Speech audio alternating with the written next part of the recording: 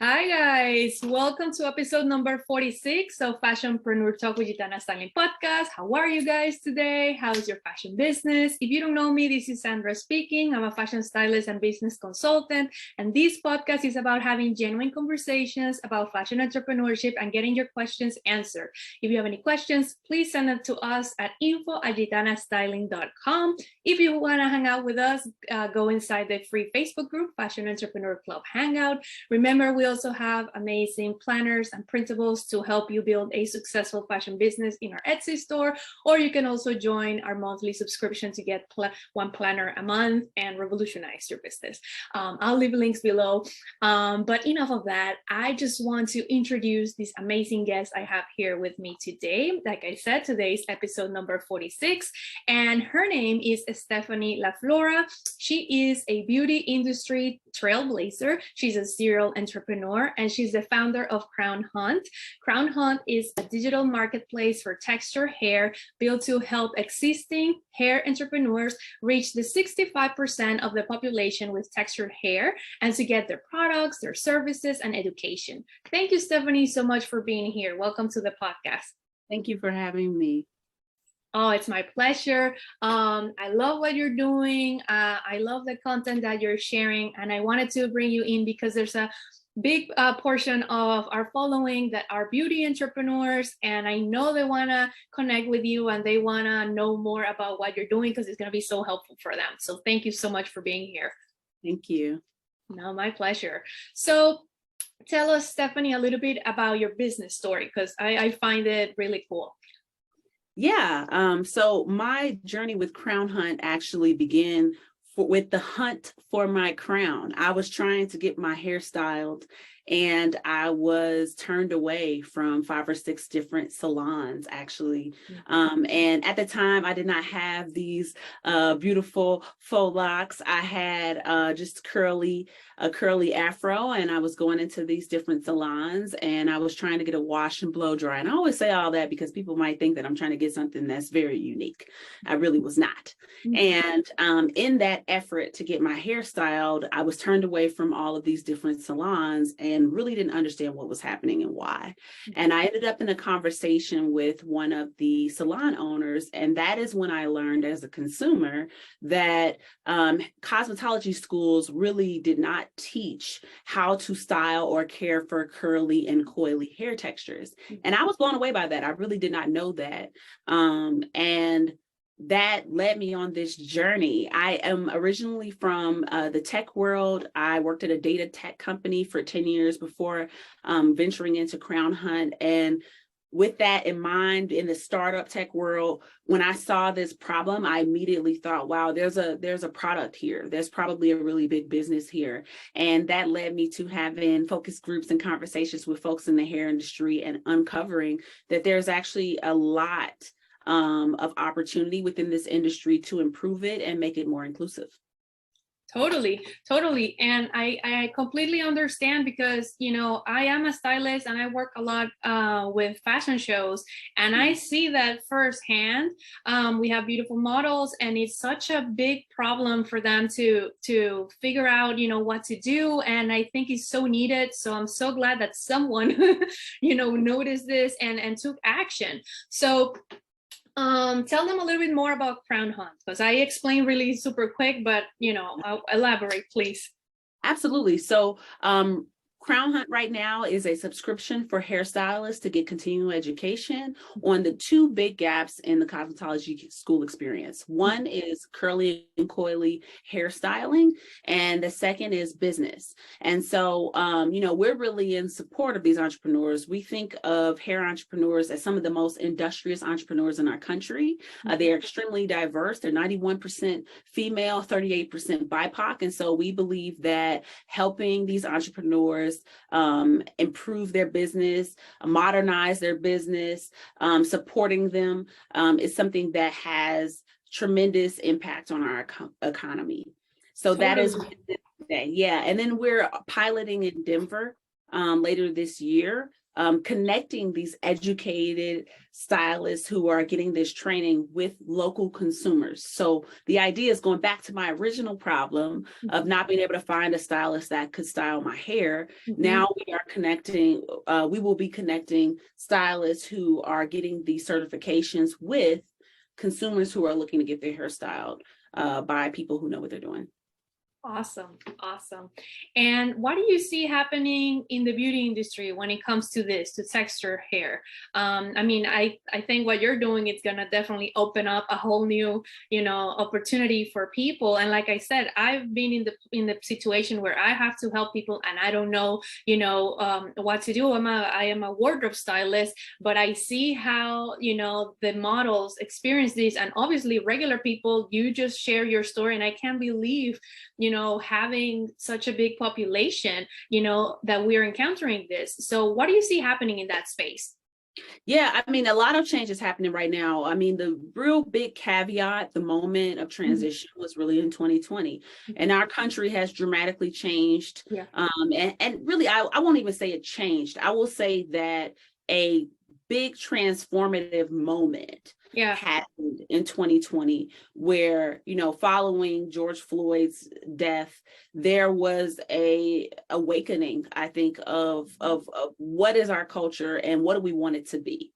And I think a lot of people, voices were heard for the first time that had been talking for a long time. So I want to say that because people have been talking for a long time, but for the first time in a really long time, voices were being heard that hadn't been heard. And I think the hair industry responded similarly to every other industry where it was like, where are our gaps? Where have we not been inclusive? What things have we not done? And so since then, I will say that a lot of cosmetology schools have been trying to figure out how they can include, this textured hair education. And we're, also partnering with organizations like that. So if you are running a cosmetology school, reach out to us because we can assist with that. But the response from the industry has been positive, but there's also this need to, put that into practice, right? Like there's an awareness stage and then there's like, okay, now how do we actually practically do this? You can include the curriculum, but, conversations I've had with cosmetology schools is even though they might have, and I'm talking about the big names, even though they have, added this curriculum, they actually don't have the relationships with the educators to teach this curriculum. And so they have it, but their entire organization is still lacking the skill, even from the educator level. So we've actually, been partnering with organizations to even train their educators. So I think the industry is definitely trending in a really positive way. I think there are a lot of BIPOC entrepreneurs that have been creating hair products and creating education. And we've been, really excited to partner with those incredibly talented people.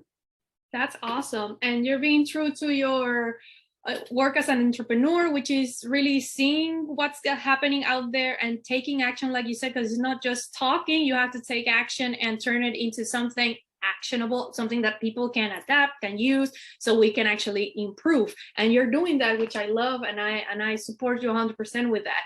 And I wanted to ask, because you always talk in your website, and when you talk about entrepreneurship and things like that, you talk a lot about your partner. And I know there's a lot of people here that they have asked me in our community, they feel like they are lacking a lot of support in certain areas, but really scared about partnering with someone. And I would love for you to tell them, how has your experience been with your partner in your business? Yeah. So Ryan Holdeman is the co-founder of Crownhunt, and we met actually at the same tech startup out here in Boulder, Colorado, 10 years ago.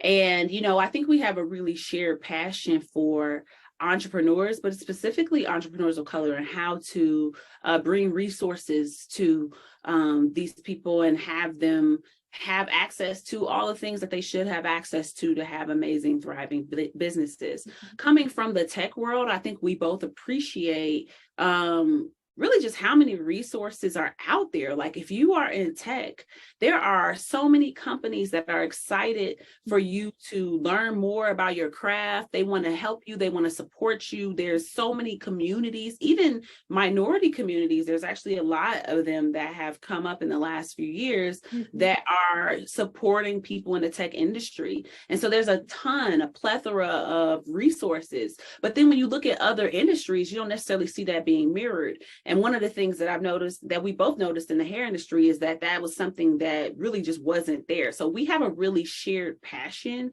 about creating these same type of resources in these other industries as we have experienced in the tech industry. And, you know, I think we both have a shared understanding as well that the reason why some of these resources aren't in these other industries is because of how diverse the industries are. Yeah. And, you know, and so it's like, you know, how do we do that? So I think that if you have a partner that really aligns with your why for your business, that's a really great place to be, because then they'll be able to have vision for that as well. Awesome. And you mentioned, so your background in technology, you just made those comparisons. What else do you think from your back in the day, you know, when you're working in those kind of jobs, and not only the tech part, but also your skills or your personal skills, your leadership skills, whatever it may be. How did those skills help you in this business and what you're doing right now? Oh my goodness. Okay. So one thing I would say that's just like advice, because this has really been a big win for me personally. And it's something that I've never really heard people talk about, but it's definitely part of my story. And that is, I have always been an extremely creative person who's always tinkering with something. I always had, like, I'm making a brand over here, or I came up with a product over there. And, you know, I didn't do these things full time. These are things that I did on the side while having a full-time job and having kids. And like, these were things that I did because I just loved to do it. And it was just fun to me. And I cannot tell you, there are so many skills that I gained throughout doing projects because I just love to do them. People talk about passion projects sometimes as though it's cute, you know, like so passion projects can be the thing that ends up making you money, paying your bills. It can be the thing that sets you up with the right community to actually build something big. Like the passion projects that I did on the side of my job have given me as much return as my actual jobs that I had in my career. And not just in money, but also in just skill. Like I practiced these things a million times over because I was doing this work at work, but I was also doing this work on my own. And I had all the flexibility to experiment. I wasn't so worried about making mistakes because I was just having fun and doing stuff. So I would say my biggest piece of advice is don't underestimate the power of your passion project. And it doesn't have to turn into a big business, but the practice of doing that work and experimenting and trying things and figuring out what works and enjoying yourself, that priceless. I couldn't agree more. I feel like a lot of people don't give themselves permission to experiment, you know, and do these things because, oh, they have this position or they have this job or they're doing this thing.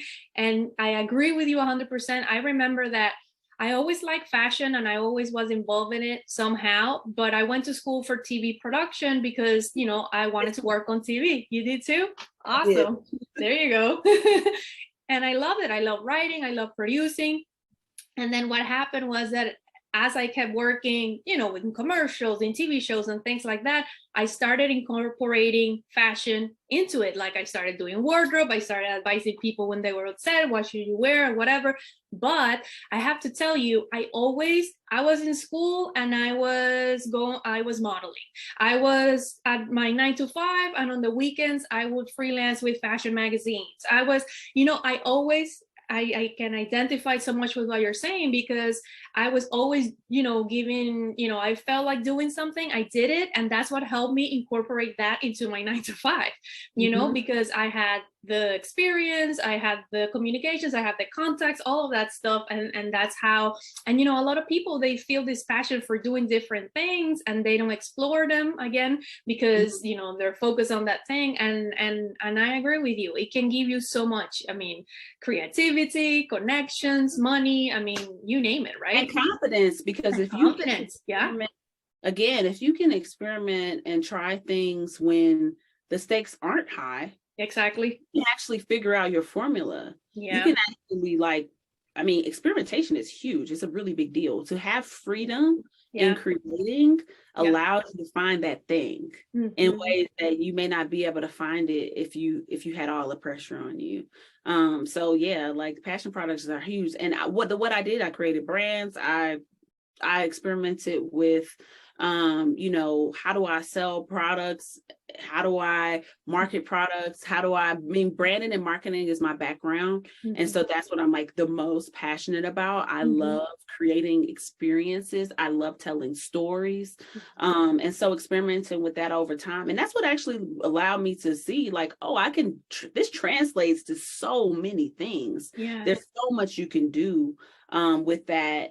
And also, like I said, it gave me confidence because then, you know, by the time I was doing certain jobs that started as a passion project, but now I'm getting hired to do it, I've got so many reps under my belt because I've done this a whole bunch of times on my own.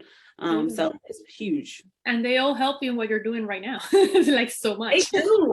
They really do. Like, I mean, because I was building websites, I was making apps, I was designing, I was writing, I was selling, because when I did the passion projects, I did everything myself. Of course. So, you know, it went way beyond what my corporate experience had been. And now, you know, I've got 10 plus years of experience doing those things. That has been huge in helping me do what I'm doing. And people know too. Sometimes you can feel like, if you're doing passion projects, it can feel like people will be like, oh, that's cute, you know, like kind of downplay it. No, actually, people really admire you when they see you having fun and doing things you love to do and taking it seriously. Like, don't underestimate even other people witnessing you in your passion. Like, it really inspires people. And even what we're doing today, people wouldn't be as excited about Crownhunt had they not seen me do those other things. Because they're like, oh, no, I know you. I know how you do things, you know? Yeah. Totally. And let me ask you, because another topic you talk a lot about is investing in your business, looking for funding. And that's another topic that can be a little taboo for a lot of people. They're very scared. What has your experience been like in that area with the funding? That's a great question. So one thing worth noting, we have a crowd fund right now, and I'll explain what that means, but we have a crowd fund right now that's live, that's ending this month, and we're doing a really big push on that this week, actually. But I will say this, what is a crowd fund? A crowd fund is when you can invest in a company early on and in exchange for equity within that company. So it's different than a Kickstarter where you're supporting and you might get a product early or something like that in return. This is actually you being able to invest in the company and have the potential for a return when and if the company sells or has some other sales related event. So that's a whole lot of words, but really one of the things that I think is really interesting right now is that since 2016 has this been a thing that's been possible. So if you can think about, you know, big companies that, you know, Uber, Facebook, whatever, all those companies were funded by people who were called, you know, institutional investors prior to 2016, right? And the only way that you could invest in a company early on, even if you knew that you trusted and believed in the person who's creating the company, you believed in the product, you understood the problem, even if you got all of that, you could not legally invest in a company prior to 2016 if you weren't an institutional investor, and there was a bunch of qualifications for you to be able to do that. But today, people can actually, regular, ordinary people can invest with as little as $100 in to early stage companies. And I think it's a pretty big opportunity. We are doing this because, you know, I believe that people should get the opportunity to invest in companies early on so they can get those larger returns. It also is a really big deal because people understand the problem that we're trying to solve, right? Like if you have curly hair, you already know you cannot go to any salon to get your hair done. And I'm not talking about because, you know, they won't give you the most precise look that you want that you saw on Pinterest. I mean, you know, they will mess your hair up. And that's a big deal because that shouldn't be the case. Like, why is that? So we really don't believe that there should be a hierarchy of hair. And so when we are talking about investing in Crownhunt, one of the things that I think is great is that people understand the problem. So being able to invest in something that you get, that you understand, is a really big deal.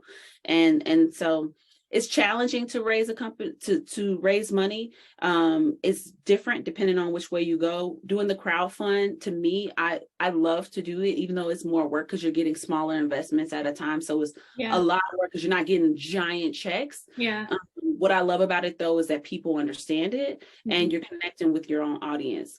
Institutional investors, which is another piece that we've done, that's getting money from like venture capitalists and things like that. We have done that. That is its own journey and it's hard in its own different ways. Some of which, because most investors don't look like me, venture capitalists don't look like me. They are typically white men and they don't necessarily always understand the problem that we're solving. So it's a different challenge in that way. So, you know, I'm constantly navigating all kinds of worlds and I'm fluent in lots of cultural languages, and that is helpful. No, I get it. And I'm so grateful, you know, technology, it has this, you know, of course, there's a lot of bad things happening, but I always tell people there's so many good things happening with technology. Technology has opened the world for us, for the regular people, to do so many things. And that's proof. Everything that you're talking about, to have access to incorporate people who believe in your cause and make them part of your business and give you feedback and, you know, help you and contact you. That didn't exist before. It's a big tool, and I'm so glad that you share it with them, because, you know, if you're looking for support, I want them to support you. And, you know, everybody has you know, there's so many amazing projects out there that we can really be a part of, and maybe we don't have all the knowledge, or we don't have, but, you know, you are there, you know, showing up and doing the work. So it's a great opportunity for people to participate and help you with this journey. And I wanted to ask, talking about this, where do you see the company going? What is your vision for the future? What would you like it to be someday? Yeah, absolutely. So ultimately, we're on a mission to make life with curly hair easier. Okay. And that begins by educating the stylists that have not been educated on how to style curls. But then where we see it going from there is connecting those educated stylists with consumers who are looking to get their hair styled, right? So now you know, in the future, we see me being able to look and find a stylist near me that can do the looks that I want. And then also beyond that, we see product recommendations as something that would be phenomenal. So people being able to get products recommended based on their hair type. So all of this, you know, really sums up, and we're trying to make life with curly hair easier. And we also are really invested in the culture of curls and hair. And I think it is a broad cultural conversation, because there's no person that I talk to, doesn't matter what their background is. They don't have to be Black. They can be from any background. I talk to Afro-Latino women, or Latino women with curly hair, or I talk to Indian women with curly hair. I talk to Jewish women, Italian women, men and women with curly hair. And the truth is that curls are interesting because it's like a real deep cultural history. And especially in this country, at least for the last 30 years, up until recently, people have been feeling like that their hair is not professional, that they're not attractive unless they have it straight. And there's a real rejection of that right now. And I love that, because I'm a rebel, and I believe that people should be happy and feel confident in their natural state. And so we're really invested in the cultural conversation as well. So I think, you know, making life with curly hair easier, but also having really interesting cultural conversations around that. I totally agree. Me, you know, as a stylist, I also work with regular women, you know, entrepreneur women, one-on-one. And it's so important to feel good about yourself and how you look and everything. And I never like the clothing is supposed to make you feel good, but you have to feel good about yourself. It's about you. It's not about the clothing. Who cares what you're wearing? Of course, we all love designer stuff and things like that, but the thing is how it makes you feel. How do you feel about yourself? All those things are just embellishments. They're there to make you just be a little better, to express perhaps your personality or things like that, but it has to come from within. And when you talk about women not feeling like, oh, it's not professional to have hair this way or that way, like those things, we have to get rid of those things and find what works for us. And I think you're doing an amazing job with this project. I had so much fun here talking with you. Where can people connect with you, Stephanie? Your website? Of course, I'll leave links below, but tell people, what do you prefer? You're very active on Instagram, I see also. So I don't know, tell them. Yeah. Okay. So you can go and sign up as a stylist for Crownhunt, get our subscription at crownhunt.io. And then on Instagram, we're popping at Crownhunt. And I also post lots of stuff at Stephanie LaFlora.